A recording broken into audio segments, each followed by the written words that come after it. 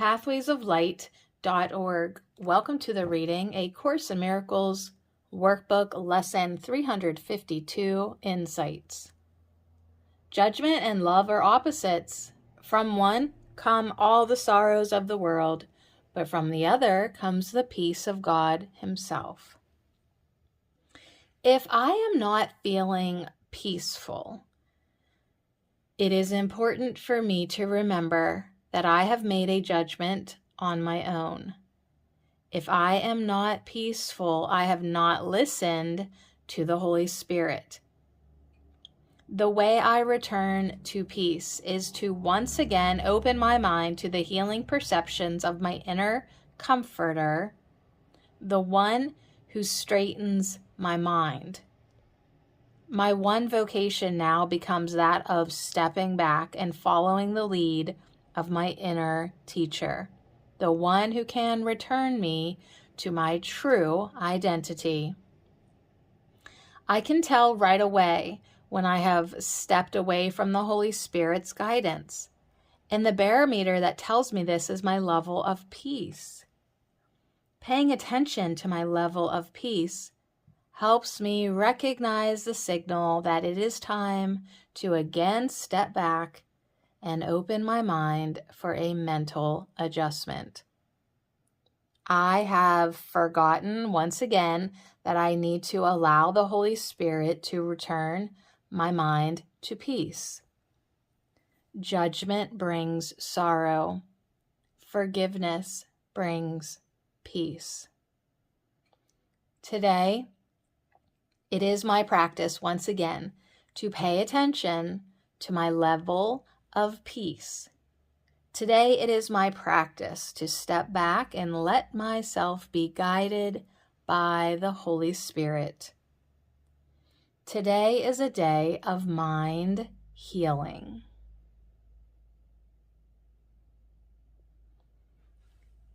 Judgment is not my job. I have taught myself that judgment is an essential tool for survival. I need it to protect myself from the evils of the world, from other people's attacks, from the dangers of the environment, even from those who I believe love me. Judgment is the primary tool of the ego to hold separation in place in my mind. It is judgment that reinforces that I am different from everything and everyone else. The ego does not want us to recognize the pain that judgment brings. In fact, it tries to convince us that judgment is the way we protect ourselves from pain. It does not tell us that the life that judgment protects is not life at all, but really death. Judgment protects us from the love of God, which the ego fears.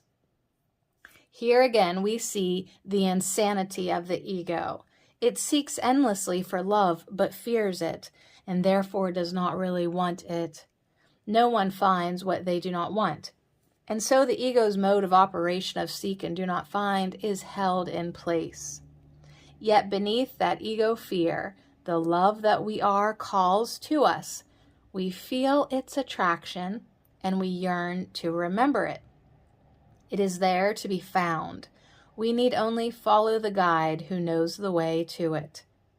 The ego does not know the way because it does not know what love is, being itself the rejection of love.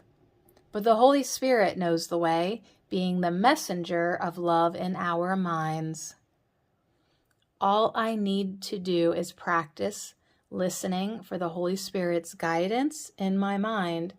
He will judge all things for me on my behalf if I will let Him. Because His judgment is very simple, it sees only what is real and rejects the unreal. His judgment leads me out of the pain of the judgment I have tried to do on my own. The Holy Spirit knows how to judge truly.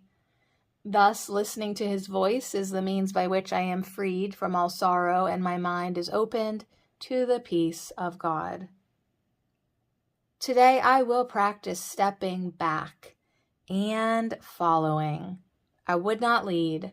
I would follow in his footsteps as he leads me back to the memory of my Father, to the self that God created to be love and nothing else.